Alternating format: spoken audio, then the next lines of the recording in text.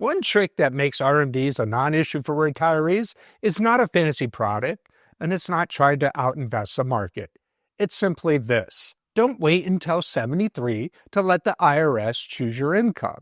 Because when RMDs show up, they don't just add taxable income, they can also increase how much of your Social Security is taxable, trigger high Medicare premiums through IRMAA, and force you into tax brackets you haven't seen in years. So in this video, I'm going to show you the strategy that can make RMDs far less disruptive, and in many cases, almost irrelevant, by using the years before 73 to take control of your tax bracket on purpose. Hi, I'm Josh Bliss, founder of Gateway Capital Management, now proudly under Balboa Wealth Partners. In this video, we're going to walk you through how RMD problems are usually created, what the control window is, and how proactive withdrawals and Roth conversions may help reduce future tax surprises. And quick reminder, if you find this helpful, like the video, subscribe, and comment below. It helps more people find planning education just like this. Let's walk through it. Part 1. Why RMDs feel like they come out of nowhere. Most people assume retirement taxes will be lower. The house is paid off, there's no commuting costs, kids are independent, work income is gone. So taxes should drop, right? Sometimes yes, but for many retirees, the opposite happens, because a large portion of their wealth is sitting in pre-tax retirement accounts like traditional 401ks or IRAs. And those accounts have a built-in rule. At a certain age, you must begin withdrawing a minimum amount each year, whether you need the money or not. That's the moment a lot of retirees discover they didn't just save money, they saved a future tax schedule. Part 2. The stacking problem most people don't see coming. The real issue isn't the first RMD by itself. The real issue is what it stacks on top of. Here's a typical scenario. Couple retires around 62 or 65. They delay Social Security for a higher benefit. They live on a mix of taxable savings, brokerage assets, maybe some part-time work. Taxes feel manageable. Then later, Social Security begins. Then RMDs begin. And now the income layers start stacking. Social Security benefits, RMDs from pre-tax accounts, interest and dividends, capital gains, maybe even a pension. This is how people get pushed into a higher tax bracket without even changing their lifestyle. And Medicare watches this too, because higher premium can trigger IRMAA, meaning higher Part B and Part D premiums. So what retirees experience isn't just an RMD, they experience a tax and premium cascade. Part 3, a fresh example. Same problem, different story. Let me give you a simple example. Imagine someone retires at 64 with a sizable traditional 401k balance, a brokerage account, no pension, and they plan to start Social Security at 70. From 64 to 70, their taxable income may be relatively low because they're choosing where the money comes from. Then Social Security starts at 70. At 73, RMDs start. Now, even if their spending hasn't changed, their tax return changes because the IRS is forcing income into the picture.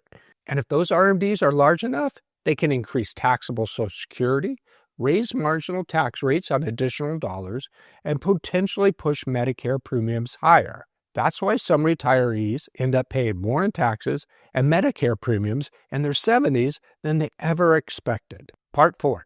The trick that works. Define the control window. Here's the core strategy. Use the control window before RMDs begin.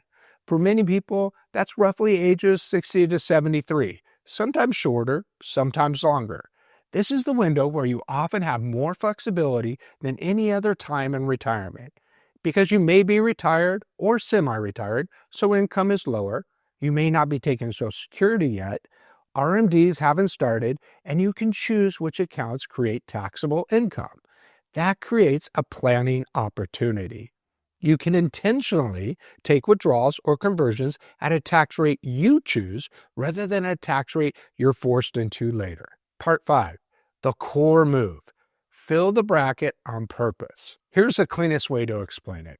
Instead of waiting until 73 and hoping the tax outcome is reasonable, you deliberately fill a lower tax bracket in your 60s, meaning you look at where your taxable income lands each year. Then you decide how much additional income you can recognize before hitting the next tax bracket. That additional income can come from voluntary IRA withdrawals and/or partial Roth conversions. You're not doing it randomly, you're doing it with a target. Use today's lower tax brackets to reduce tomorrow's forced income. Part 6. Why this can make RMDs feel irrelevant later. This is the part most retirees miss. Every dollar moved out of a traditional IRA before RMD age is a dollar that doesn't become a forced distribution later, doesn't stack on top of Social Security, doesn't increase IRMAA exposure the same way, and doesn't reduce your flexibility in your 70s and 80s. So even if you don't eliminate RMDs entirely, you can often reduce them enough that they stop driving the tax plan. That's what I mean by making RMDs a non-issue. Not that RMDs rules disappear, but that they stop being the thing that controls your retirement decisions. Part 7. The rules of Roth conversions and the big warning. Roth conversions are popular for a reason. Converted dollars are removed from future RMD calculations. They can grow tax-free, and qualified withdrawals can be tax-free. And they can add flexibility later in retirement. But here's the important compliance-friendly point. Roth conversions are not automatically good. A conversion is a decision to pay taxes now in exchange for potential benefits later.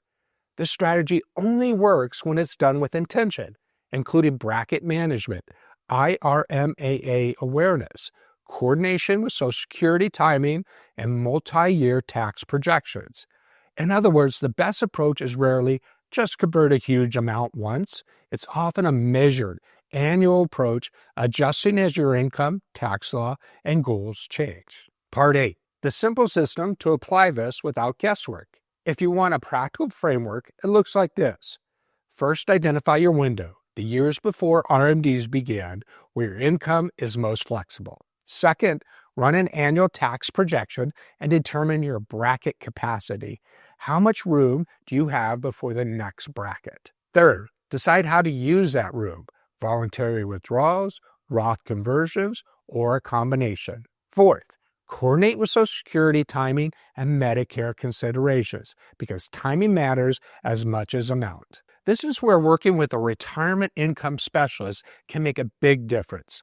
Not because this is complicated math, but because it's easy to miss the interaction effects without a coordinated plan. So if you take one idea from this video, let it be this. RMDs are rarely the real problem. The real problem is waiting until the IRS forces income onto your tax return after your flexibility is already gone. And when you use the years before 73 to manage withdrawals and conversions intentionally, you can reduce future RMD pressure, smooth out taxes, and keep more control over your retirement plan. If you're approaching retirement and want to make sure your plan is working for you, not against you, let's talk. Click on the link in the description below to book a consultation with me, and I'll walk you through your options. Because retirement doesn't require guesswork, it requires a plan. And if you're interested in learning more about implementing a Roth conversion for your IRA investments, please see the additional link below for my complimentary Roth conversion playbook. This handy guide gives you clear, sequential steps on how to execute your own personalized Roth conversion. Thanks for watching, and once again, if you found this video helpful, don't forget to like, subscribe, and share this video with someone who's getting ready to retire.